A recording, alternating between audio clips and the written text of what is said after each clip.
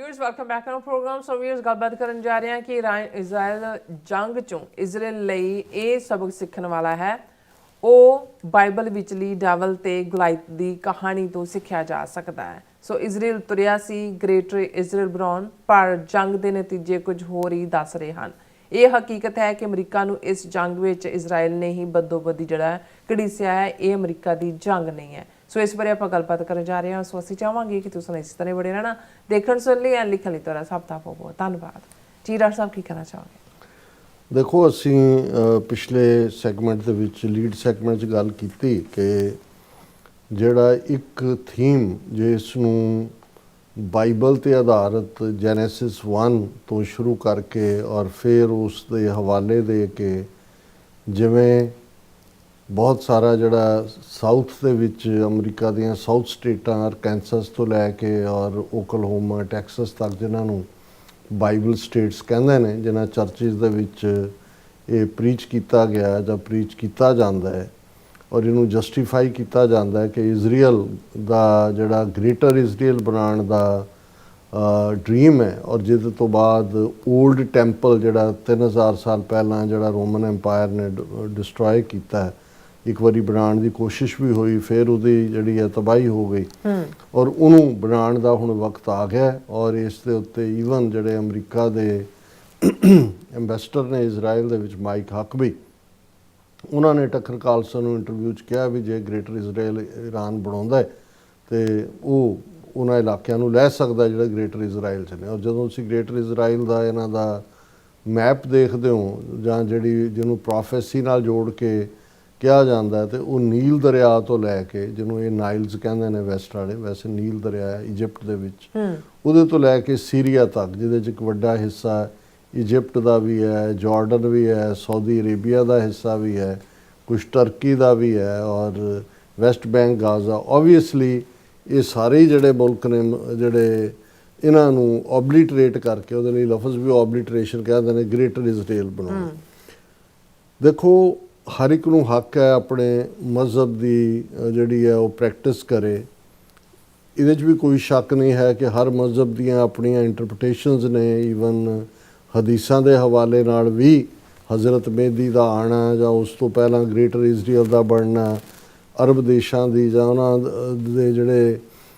ਸ਼ੇਖ ਜਾਂ ਦੂਜੇ ਨੇ ਉਹਨਾਂ ਦਾ ਬਿਲਕੁਲ ਨਿਕੰਮੇ ਹੋ ਜਾਣਾ ਔਰ ਫਿਰ ਸੈਂਟਰਲ ਏਸ਼ੀਆ 'ਚੋਂ ਜਾਂ ਅਫਗਾਨਿਸਤਾਨ ਜਾਂ ਜਿੱਥੇ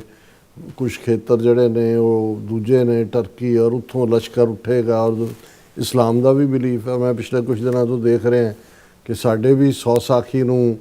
ਜਿਹੜੇ ਇੰਟਰਪ੍ਰੇਟ ਕਰਨ ਵਾਲੇ ਨੇ ਉਹ ਵੀ ਆਪਣੇ ਅੰਦਾਜ਼ ਦੇ ਵਿੱਚ ਕੋਈ ਕਰਨੀਨਾਮਾ ਪੜ੍ਹ ਰਿਹਾ ਕਿ ਗੁਰੂ ਨਾਨਕ ਪਾਤਸ਼ਾਹ ਦਾ ਕਾਜ਼ੀ ਰੁਕਨਦੀਨ ਦੇ ਨਾਲ ਇਹ ਹੋਇਆ ਤੇ ਹੁਣ ਇਹ ਖਾਲਸਾ ਰਾਜ ਦਾ ਤੇ ਦੂਸਰਾ ਜਿਹੜਾ ਵਕਤ ਹੈ ਉਹ ਹਰ ਇੱਕ ਦੀ, ਔਰ ਇਹ ਹਮੇਸ਼ਾ ਕੱਲ੍ਹ ਨੂੰ ਕੀ ਹੋਣਾ ਹੈ ਇਸ ਨੂੰ ਲੈ ਕੇ ਜਿਹੜੇ ਠੀਕ ਹੈ ਪ੍ਰੋਫਿਟਸ ਨੇ ਕਦੇ ਕੁਛ ਕਿਹਾ ਜਾਂ ਨਹੀਂ ਕਿਹਾ, ਕੁਛ ਉਸ ਤੋਂ ਬਾਅਦ ਜਿਹੜੀਆਂ ਚੀਜ਼ਾਂ ਨੇ ਉਹਨਾਂ ਦੀ ਇੰਟਰਪ੍ਰੀਟੇਸ਼ਨ ਹੁੰਦੀ ਹੈ, ਇਹਨੂੰ ਕੋਈ ਰੋਕ ਵੀ ਨਹੀਂ ਸਕਦਾ। ਪਰ ਜਦੋਂ ਤੁਸੀਂ ਇਨਸਾਨੀ ਲਹੂ ਦੇ ਪਿਆਸੇ ਹੋ ਜਾਂਦੇ ਹੋ, ਤੁਹਾਡੇ ਅੰਦਰੋਂ ਇਨਸਾਨੀਅਤ ਮਰ ਜਾਂਦੀ ਹੈ, ਉਹੀ ਰੱਬ ਦੀ ਖਲਕਤ ਖਲਕ ਮੈਂ ਖਾਲਕ ਪੂਰ ਰਹੋ ਸਭ ਥਾਈਂ, ਉਸ ਖਲਕਤ ਨੂੰ ਤੁਸੀਂ ਦੁਖੀ ਕਰਦੇ ਹੋ, ਉਹਨਾਂ ਦੇ ਉੱਤੇ ਜੰਗਾਂ ਭਰਪਾ ਕਰਦੇ ਹੋ ਤੇ ਖਾਲਕ ਕਿਵੇਂ ਖੁਸ਼ ਹੋ ਸਕਦਾ? ਕੋਈ ਵੀ ਹੋਏ, ਅੱਲਾ ਹੋਏ, ਖੁਦਾ ਹੋਏ, ਗੋਡ ਹੋਏ, ਯਹੋਵਾ ਹੋਏ, ਵਾਹਿਗੁਰੂ ਹੋਏ, ਕੋਈ ਵੀ ਮਜ਼ਹਬ ਨੇ, ਰਾਮ ਹੋਏ, ਕ੍ਰਿਸ਼ਨ ਹੋਏ, ਜੋ ਵੀ ਰੱਬ ਦੇ ਨਾਂ ਅੱਡ ਅੱਡ ਜਿਹੜੇ ਮਜ਼ਹਬਾਂ ਵਾਲਿਆਂ ਨੇ ਰੱਖੇ ਹੋਏ ਨੇ, ਮੈਂ ਸਮਝਦਾ ਹਾਂ ਵੀ ਸਭ ਤੋਂ ਵੱਡੀ ਜਿਹੜੀ ਰੱਬ ਦੀ ਕਰਨੀ ਹੈ, ਇੱਕ ਤਾਂ ਉਸ ਦੀ ਕਾਦਰ ਦੀ ਕੁਦਰਤ ਹੈ ਜਿਹੜੀ ਕੁੱਲ ਕਾਇਨਾਤ ਜਿਸ ਰੱਬ ਨੇ ਬਣਾਈ ਹੈ, ਪਰ ਇਨਸਾਨ ਦਾ ਇੱਕ ਵਜੂਦ ਪੈਦਾ ਕਰਨਾ ਜਿਸ ਨੂੰ ਜਿਹੜਾ ਹੈ ਉਹ ਇੱਕ ਇੰਨਾ ਰੁਤਬਾ ਦਿੱਤਾ ਗਿਆ ਕਿ ਈਵਨ ਫਰਿਸ਼ਤਿਆਂ ਨੇ ਵੀ ਉਸ ਦੇ ਅੱਗੇ, ਜੇ ਮੈਂ ਸੈਮਿਟਿਕ ਧਰਮਾਂ ਦੇ ਹਵਾਲੇ ਨਾਲ ਗੱਲ ਕਰਾਂ ਕਿ ਵੀ ਸਜਦਾ ਕੀਤਾ। ਹੁਣ ਸ਼ੈਤਾਨ ਰੱਬ ਨੂੰ ਤਾਂ ਮੰਨਦਾ ਹੈ, ਰੱਬ ਅੱਗੇ ਤਾਂ ਉਹਨੇ ਸਜਦਾ ਕੀਤਾ, ਪਰ ਜਦੋਂ ਉਹਨੂੰ ਕਿਹਾ ਵੀ ਬੰਦੇ ਅੱਗੇ ਉਹਨੇ ਇਨਕਾਰ ਕਰਤਾ। ਇਹੀ ਗੱਲ ਉਹਨੂੰ ਸ਼ੈਤਾਨ ਬਣਾਉਂਦੀ ਹੈ।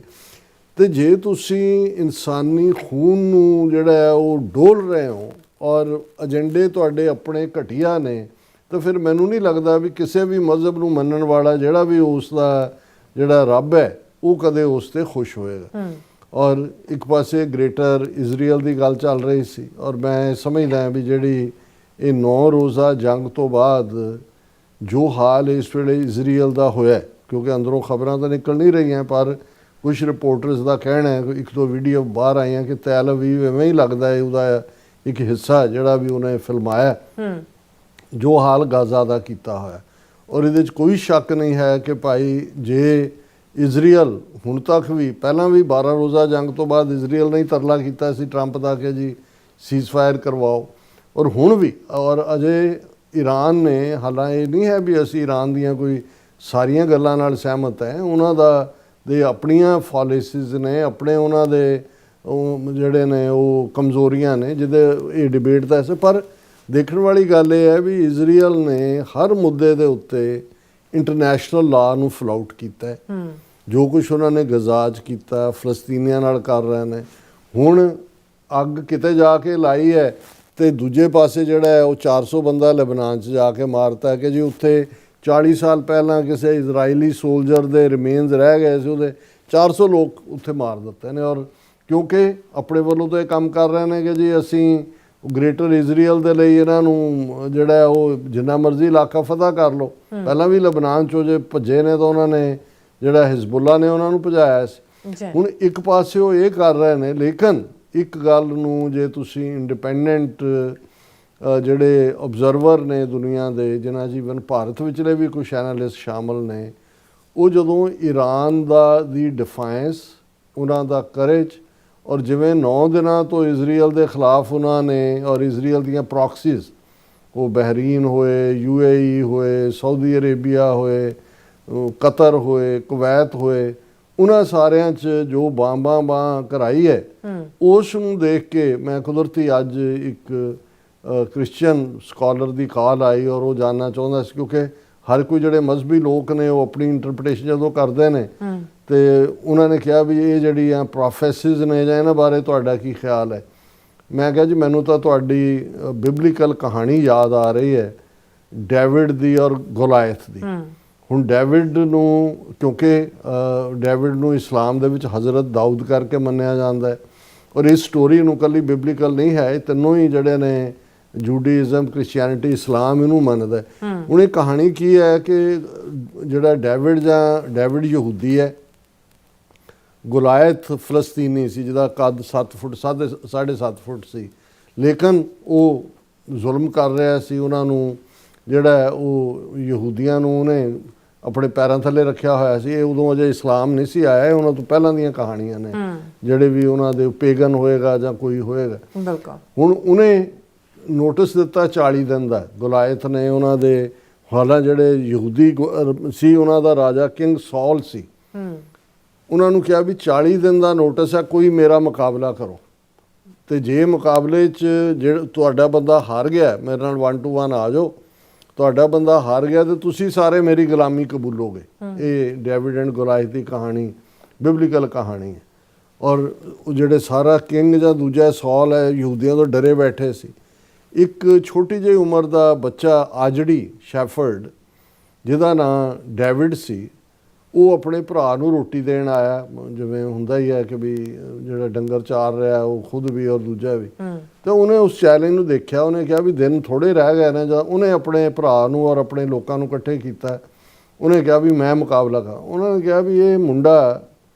ਜਿਹੜਾ ਇਹ ਉਸ ਗੋਲਾਇਥ ਦਾ 7 ਫੁੱਟ ਬੰਦਾ ਜਿਹਦੇ ਆਰਮਰ ਹੈ, ਪੂਰਾ ਕਵਚ ਪਾਇਆ ਹੋਇਆ, ਜਾਂ ਉਹਨੇ ਕਿਹਾ ਵੀ ਕੋਈ ਗੱਲ ਨਹੀਂ, ਉਹ ਰੱਬ ਤੇ ਫੇਥ ਕਰਨ ਵਾਲਾ ਸੀ, ਜਿਹੜਾ ਬੇਸਿਕ ਪਾਰਟ ਮੈਂ ਇਸ ਸਾਰੀ ਸਟੋਰੀ 'ਚੋਂ ਲੈਣਾ ਚਾਹੁੰਦਾ। ਉਹਨੇ ਕਿਹਾ ਜੀ ਫਿਕਰ ਨਾ ਕਰੋ, ਮੇਰਾ ਰੱਬ ਮੇਰੇ ਨਾਲ ਹੈ ਔਰ ਇਹ